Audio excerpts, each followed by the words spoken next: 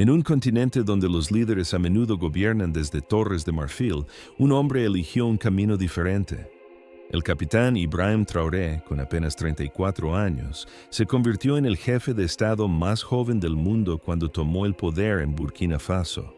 Pero esta no es una historia sobre poder político o golpes militares. Esta es la historia de un viaje secreto a medianoche que remodelaría no solo una nación, sino que desafiaría todo el orden internacional en África Occidental.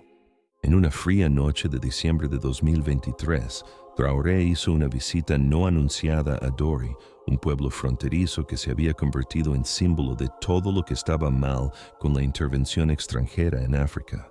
Lo que descubrió allí y lo que hizo después enviaría ondas de choque desde las aldeas del Sahel hasta los pasillos del poder en París, Washington y más allá. Esta es la historia de cómo el valor de un hombre para confrontar la verdad cambió todo. Dori se encuentra como un puesto de avanzada olvidado en el borde del mundo, donde Burkina Faso se extiende hacia Níger y Mali. Durante décadas, este pueblo fronterizo polvoriento de 50,000 habitantes había sido una encrucijada de esperanza y desesperación. Antes de la crisis que definiría a una generación, Dori era conocido por sus vibrantes mercados de ganado, donde pastores fulani de todo el Sahel se reunían para intercambiar ganado que representaba los ahorros de toda una vida. Los niños corrían entre las patas del ganado cebú mientras los comerciantes negociaban en árabe, francés y lenguas locales que habían sobrevivido siglos de interferencia colonial. La antigua mezquita de ladrillos de adobe del pueblo se alzaba como testimonio de siglos de erudición islámica, mientras que los árboles de acacia proporcionaban sombra a los ancianos, que compartían historias de cuando el desierto era más verde, cuando las lluvias llegaban de manera predecible, y cuando los jóvenes no desaparecían en la noche cargando AK-47 en lugar de herramientas agrícolas. Las mujeres en coloridos bubús se reunían en el pozo central, sus conversaciones mezclando chismes con oraciones por hijos que se habían unido al Ejército Nacional o cada vez más a los grupos sombríos que prometían propósito y pago a aquellos olvidados por sus gobiernos. Pero para 2020, Dori se había convertido en un tipo diferente de encrucijada, una entre la vida y la muerte. La llegada de fuerzas internacionales, ostensiblemente para combatir el terrorismo, había traído consigo una plaga de desplazamiento. Familias que habían cultivado la misma tierra durante generaciones se encontraron súbitamente atrapadas entre fuerzas en competencia. Grupos yihadistas que exigían lealtad, fuerzas gubernamentales que exigían información, y bases militares extranjeras que exigían silencio sobre bajas civiles que nunca llegaron a los titulares internacionales. La ironía era amarga y obvia para cualquiera dispuesto a verla. La Operación Barkhane de Francia, lanzada en 2013 para traer estabilidad al Sahel, había traído en cambio un complejo militar industrial que se alimentaba del conflicto perpetuo.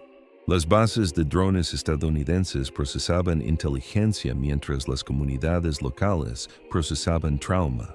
Las organizaciones de ayuda europeas proporcionaban refugio temporal, mientras las soluciones permanentes permanecían perpetuamente fuera del alcance. Cada intervención militar prometía ser la última necesaria, pero cada una generaba la necesidad de otra. Para cuando Traoré tomó el poder, Dori se había convertido en un microcosmos de todo lo que estaba mal con el enfoque internacional hacia la seguridad africana. Las escuelas habían estado cerradas durante años debido a preocupaciones de seguridad, dejando a toda una generación sin educación. Los centros de salud operaban sin suministros consistentes porque los convoyes de suministros eran frecuentemente atacados. La economía local había cambiado de la agricultura y el comercio a la supervivencia y el contrabando. Los hombres jóvenes enfrentaban una elección imposible: unirse al ejército y potencialmente convertirse en objetivos de represalias yihadistas contra sus familias, o unirse a grupos extremistas y convertirse en objetivos de operaciones militares. La mayoría eligió una tercera opción. huyeron, sumándose a los millones de personas desplazadas internamente cuyo movimiento creaba nuevas inestabilidades que, inevitablemente, requerirían nuevas intervenciones militares. Este era el Dori que Traoré heredó, un pueblo que encarnaba el fracaso de los enfoques neocoloniales a los problemas africanos, donde las soluciones internacionales se habían convertido en problemas más grandes que las cuestiones originales que pretendían abordar. El camino de Ibrahim Traoré al poder comenzó no en academias militares o partidos políticos, sino en la Tierra Roja de Bondoukoui, una pequeña aldea en la región occidental de Burkina Faso. Nacido en 1988 en una familia de agricultores modestos, entendió desde la infancia lo que significaba ver a empresas francesas extraer oro de la tierra ancestral mientras sus vecinos permanecían entre las personas más pobres del mundo. Su padre cultivaba mijo y sorgo en tierras que habían sido trabajadas por su familia durante generaciones, tierras que luego serían arrendadas a compañías mineras extranjeras cuyos beneficios fluirían hacia accionistas en París y Londres, mientras las comunidades locales recibían promesas de desarrollo que nunca se materializaron. El viaje de Traoré al servicio militar no fue impulsado por sueños de poder, sino por la realidad práctica que enfrentaban innumerables jóvenes africanos. El ejército ofrecía educación, propósito y pago estable en países donde las oportunidades civiles eran escasas. Sobresalió en sus estudios, dominando no solo las tácticas militares, sino también los principios de ingeniería que más tarde informarían su enfoque al desarrollo nacional. A diferencia de muchos de sus contemporáneos que veían el servicio militar como un trampolín hacia el enriquecimiento personal, Traoré se hizo conocido por su carácter incorruptible y su hábito de hacer preguntas incómodas sobre por qué el ejército de Burkina Faso dependía tanto del apoyo extranjero para operaciones dentro de sus propias fronteras. El primer golpe que lo llevó a la atención nacional ocurrió en enero de 2022, cuando apoyó el derrocamiento del presidente Roch-Marc Christian Kaboré por parte del teniente coronel Paul-Henri Sandaogo Damiba. Inicialmente, Traoré creía que el liderazgo militar finalmente podría priorizar los intereses burkinabés sobre la aprobación internacional. Pero para septiembre de 2022 quedó claro que el nuevo gobierno estaba siguiendo el mismo manual fallido que había caracterizado décadas de política burkinabé: buscar legitimidad de capitales extranjeras en lugar de ganarla de sus propios ciudadanos. Cuando Traoré lideró su propio golpe en septiembre de 2022, no solo cambió el gobierno, sino que articuló una visión fundamentalmente diferente para la relación de Burkina Faso con el mundo. A los 34 años, se convirtió en el jefe de Estado más joven a nivel mundial, pero su edad no era su característica más radical. Lo que hizo revolucionario a Traoré fue su insistencia en que los problemas africanos requerían soluciones africanas, que la soberanía significaba más que izar tu propia bandera mientras los poderes extranjeros controlaban tu economía y política de seguridad. Su visión se cristalizó alrededor de 3 principios centrales que guiarían cada decisión importante de su presidencia. Primero, soberanía alimentaria, la idea de que una nación que no puede alimentarse a sí misma no puede ser verdaderamente independiente, sin importar cuánto oro yace bajo su suelo. Segundo, soberanía de seguridad, el principio de que el ejército de una nación debe servir a su propio pueblo en lugar de los intereses estratégicos de aliados extranjeros. Tercero, soberanía económica, la noción revolucionaria de que los recursos africanos deberían beneficiar principalmente a la gente africana, con asociaciones internacionales estructuradas como verdaderas alianzas, en lugar de relaciones de extracción disfrazadas como ayuda al desarrollo. Lo que hizo particularmente amenazante la visión de Traoré para los intereses internacionales establecidos fue su calidad infecciosa. A diferencia de líderes africanos anteriores que criticaban el neocolonialismo mientras dependían simultáneamente de él, Traoré comenzó a implementar alternativas. No solo se quejó de las bases militares francesas, les dio plazos para marcharse, No solo criticó los contratos mineros injustos, comenzó a renegociarlos. No solo habló sobre la unidad africana, comenzó a construir asociaciones prácticas con otras naciones africanas que evitaban a los intermediarios tradicionales del poder colonial. Su estilo de liderazgo reflejaba su crianza rural y entrenamiento militar. Prefería la comunicación directa sobre el doble discurso diplomático, las soluciones prácticas sobre los marcos teóricos y la responsabilidad personal sobre la burocracia institucional. Cuando surgían crisis de seguridad, visitaba las comunidades afectadas personalmente en lugar de depender de informes de subordinados. Cuando las políticas económicas requerían sacrificio, demostró ese sacrificio en su propio estilo de vida en lugar de eximirse de las dificultades que pedía a los ciudadanos que soportaran.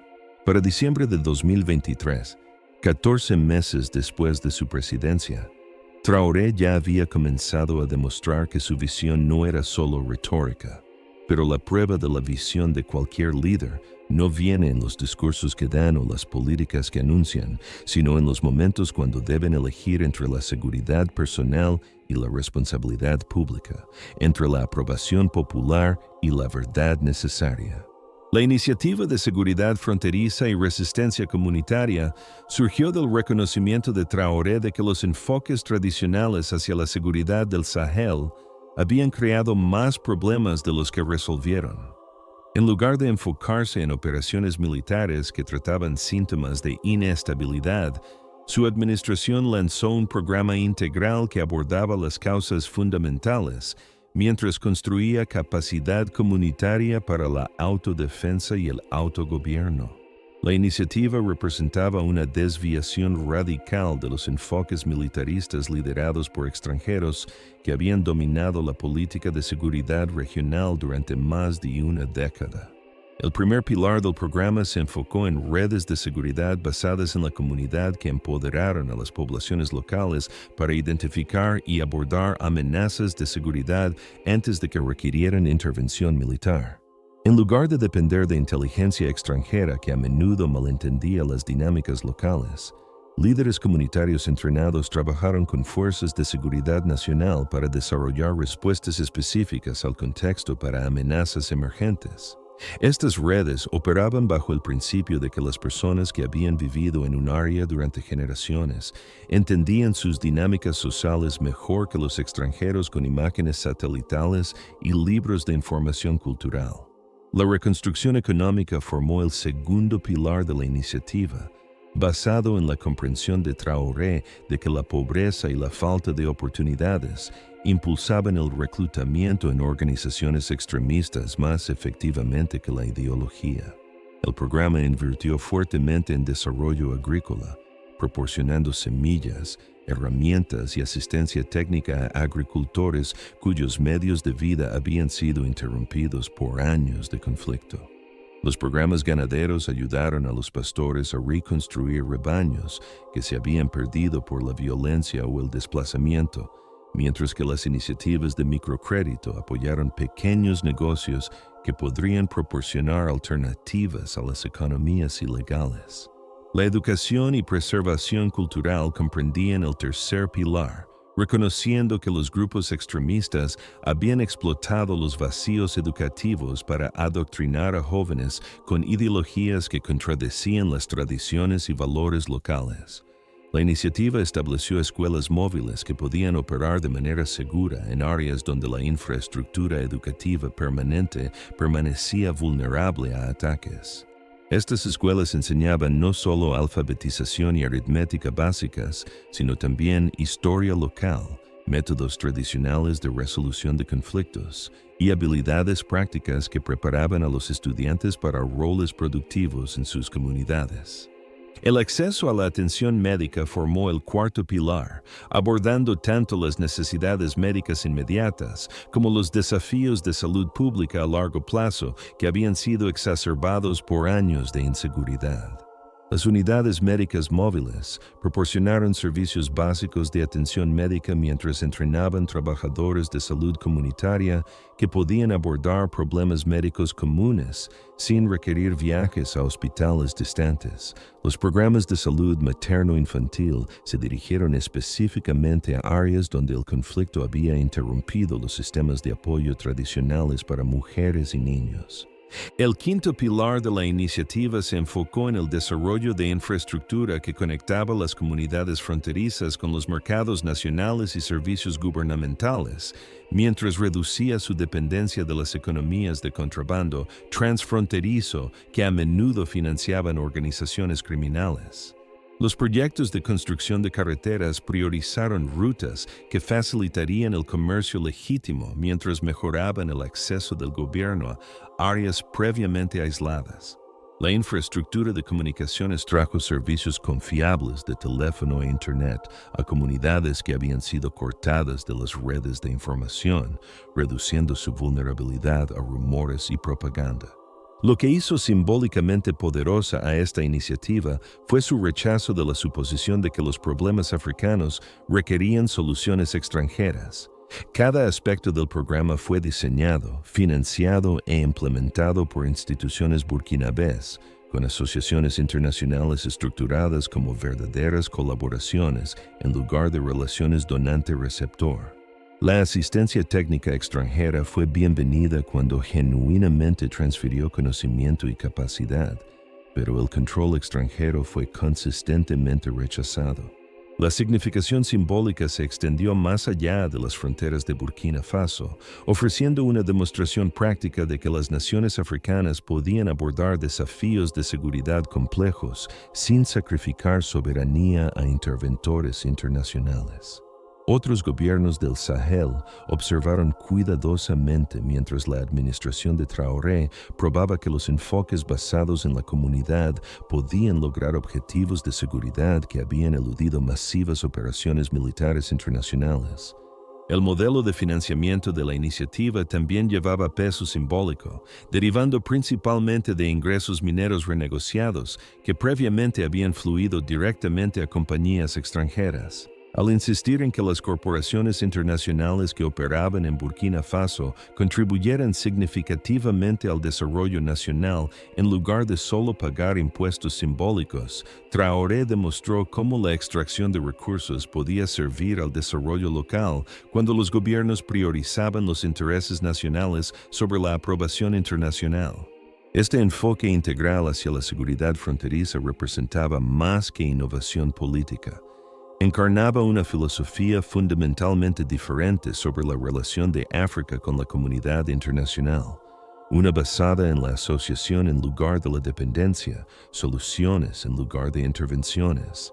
La transformación de Dori y las comunidades fronterizas circundantes se hizo visible en meses del lanzamiento de la iniciativa, generando estadísticas que desafiaron las suposiciones internacionales sobre seguridad y desarrollo en el Sahel. La inscripción en escuelas móviles aumentó de 0 a más de 3.200 estudiantes en el primer año, con niñas comprendiendo el 48% de nuevas inscripciones a pesar de tradiciones culturales que a menudo priorizaban la educación de los niños. Estos avances educativos ocurrieron en áreas que observadores internacionales habían descartado como demasiado peligrosas para programación civil, demostrando que la seguridad basada en la comunidad podía crear espacio para el desarrollo que las operaciones militares extranjeras habían fallado en lograr. Las estadísticas de producción agrícola revelaron el impacto económico de priorizar las necesidades comunitarias sobre las bases militares extranjeras. Los rendimientos de mijo y sorgo en la región de Dori aumentaron en un 34%, en la primera temporada de cultivo después del lanzamiento de la iniciativa, ya que los agricultores obtuvieron acceso a semillas mejoradas y asistencia técnica mientras se sentían lo suficientemente seguros para invertir en su tierra en lugar de prepararse para el desplazamiento. Los números de ganado, que habían disminuido en más del 60% durante la década anterior de conflicto, comenzaron a recuperarse mientras los pastores regresaban a patrones de pastoreo tradicionales que ahora estaban protegidos por redes de seguridad comunitaria en lugar de interrumpidos por operaciones militares. Las métricas de atención médica demostraron el impacto de la iniciativa en el desarrollo humano. Las tasas de mortalidad infantil en comunidades fronterizas dirigidas cayeron en un 23% en 18 meses, ya que las unidades médicas móviles y trabajadores de salud comunitaria entrenados abordaron enfermedades prevenibles que previamente habían quedado sin tratar. La mortalidad materna cayó aún más dramáticamente, sin muertes maternas registradas en comunidades servidas por las iniciativas de salud de mujeres del programa, comparado con promedios regionales que permanecían entre los más altos del mundo. Las mejoras de seguridad resultaron igualmente medibles, aunque requirieron nuevas métricas más allá de los recuentos de cuerpos que habían dominado las evaluaciones internacionales de intervenciones del Sahel.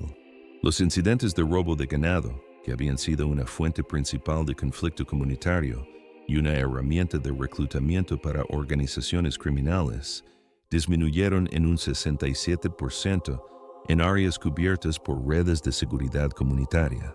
Los informes de reclutamiento forzado en grupos armados cayeron a casi cero en comunidades donde los programas económicos de la iniciativa proporcionaron alternativas viables a jóvenes que de otra manera podrían haber visto unirse a organizaciones militantes como su única opción para ingresos estables.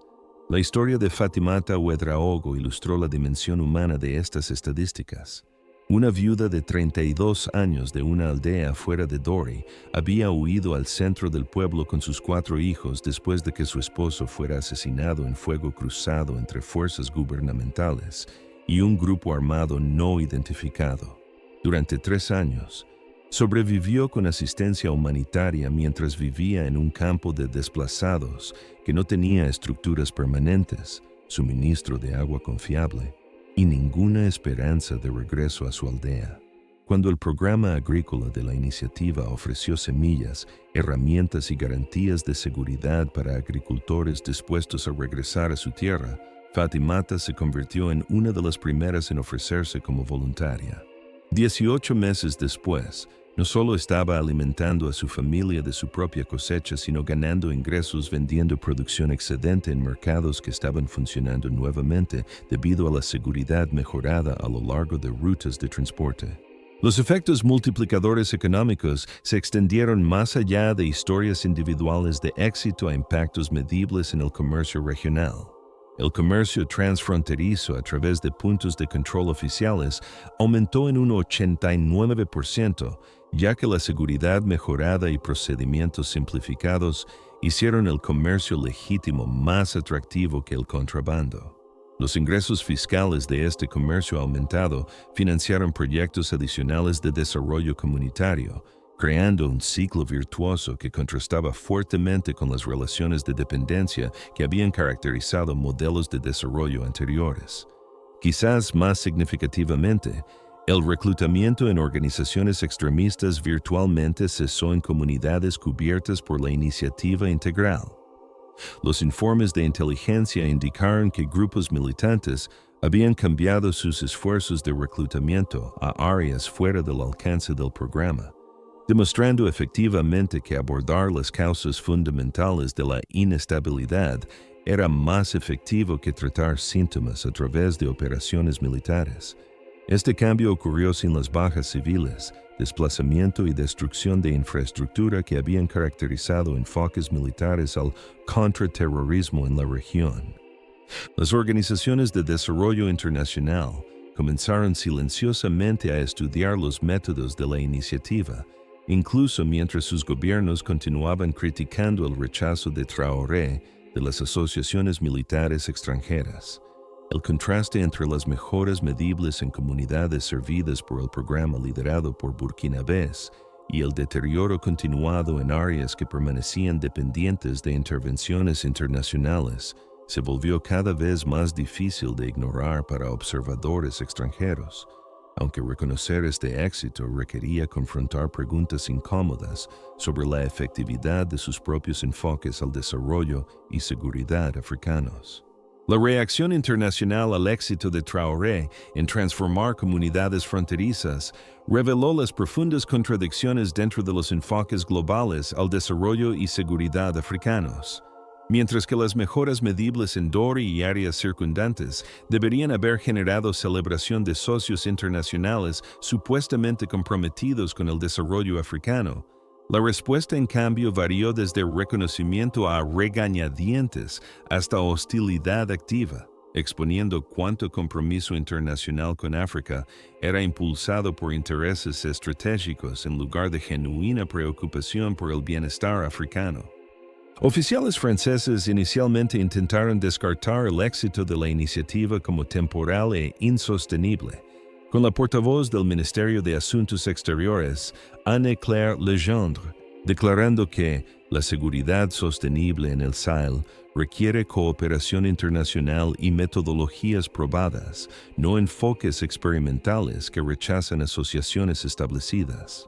Esta crítica notablemente evitó abordar las mejoras medibles en áreas servidas por el programa de Traoré, en cambio, enfocándose en objeciones procedimentales a su rechazo de cooperación militar francesa. Detrás del lenguaje diplomático, la frustración francesa reflejaba preocupaciones más profundas sobre perder influencia en una región donde compañías francesas controlaban operaciones significativas de minería y extracción de uranio. Las respuestas estadounidenses resultaron más matizadas pero igualmente reveladoras de prioridades en competencia. Mientras que oficiales de USAID reconocieron privadamente que el enfoque basado en la comunidad de la iniciativa se alineaba con mejores prácticas de desarrollo, las declaraciones del Departamento de Estado enfatizaron preocupaciones sobre retroceso democrático y gobernanza militar, sin abordar si las elecciones democráticas eran más importantes que la participación democrática en redes de seguridad comunitaria que la iniciativa había fomentado. La contradicción entre la crítica estadounidense del liderazgo militar y el apoyo estadounidense para bases militares en toda la región del Sahel destacó la naturaleza selectiva de preocupaciones internacionales sobre militarización en África. Oficiales de la Unión Europea intentaron mantener neutralidad diplomática mientras claramente señalaban desaprobación del rechazo de Traoré de marcos de asociación europeos. La declaración del alto representante de la UE, Josep Borrell, de que la gobernanza efectiva en el Sahel requiere asociaciones institucionales con democracias establecidas, cuidadosamente evitó mencionar que estas democracias establecidas habían presidido sobre el deterioro de la región durante décadas de intervención. La crítica europea se enfocó en proceso en lugar de resultados, sugiriendo que seguir procedimientos correctos importaba más que lograr resultados positivos para poblaciones africanas. Sin embargo, no todas las respuestas internacionales reflejaron hostilidad institucional hacia la agencia africana. Observadores académicos en universidades importantes comenzaron a publicar investigación que documentó el éxito de la iniciativa mientras cuestionaba suposiciones subyacentes a enfoques internacionales hacia la seguridad del Sahel.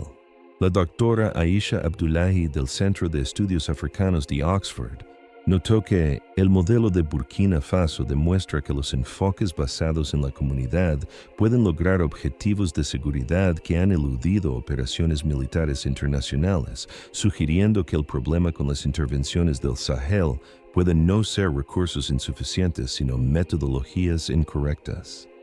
Las respuestas regionales resultaron más uniformemente positivas, aunque aún cautelosas dada la presión que los gobiernos vecinos enfrentaban de socios internacionales. Las autoridades transicionales malienses expresaron interés en adaptar enfoques similares a sus propios desafíos de seguridad fronteriza, mientras que oficiales nigerianos silenciosamente comenzaron a implementar programas piloto basados en las redes de seguridad comunitaria de Traoré. El Consejo de Paz y Seguridad de la Unión Africana, mientras evitaba el respaldo explícito de gobiernos militares, Pasó resoluciones enfatizando la importancia de soluciones africanas a problemas africanos, que claramente referenciaban el modelo de Burkina Faso. Quizás más reveladoramente, las organizaciones humanitarias operando en la región comenzaron a adaptar su programación para complementar el enfoque basado en la comunidad de la iniciativa, incluso mientras sus gobiernos financiadores criticaban el liderazgo político de Traoré. Médicos Sin Fronteras cambió recursos de intervenciones de emergencia a programas de construcción de capacidad que apoyaron las redes de salud comunitaria que la iniciativa había establecido. El Programa Mundial de Alimentos comenzó a obtener suministros localmente a través de las cooperativas agrícolas que la iniciativa había fortalecido, creando incentivos de mercado para mayor producción mientras reducía costos logísticos. La contradicción entre crítica oficial y cooperación práctica reveló hasta qué punto las respuestas internacionales a la agencia africana estaban moldeadas por intereses institucionales en lugar de compromiso con el desarrollo africano. Organizaciones cuyos mandatos requerían demostrar impacto positivo en el bienestar africano se encontraron adaptándose para trabajar con los programas exitosos de Traoré. Incluso mientras su liderazgo político criticaba los mismos programas por evadir marcos de asociación tradicionales, esta divergencia entre retórica y realidad destacó una tensión fundamental dentro del compromiso internacional con África: el conflicto entre apoyar el desarrollo africano y mantener control internacional sobre procesos de desarrollo africano.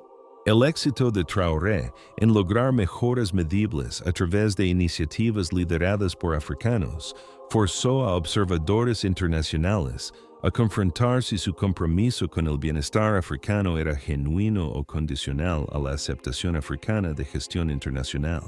Mientras el amanecer se alzaba sobre Dori después de esa visita secreta de diciembre, Ibrahim Traoré se paró en el mercado central del pueblo, observando a los vendedores acomodar sus productos para otro día de negocios en un lugar que había sido descartado por el mundo como demasiado peligroso para la vida normal.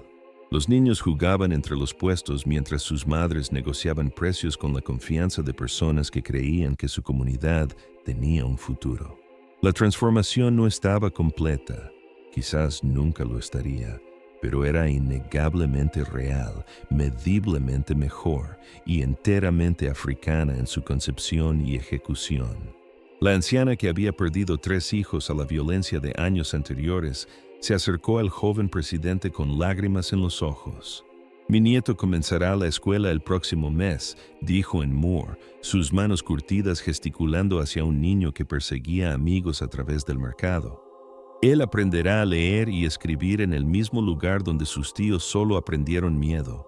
Sus palabras llevaban el peso de una generación que había visto intervenciones extranjeras prometer seguridad mientras entregaban desplazamiento, visto ayuda internacional prometer desarrollo mientras sostenían dependencia.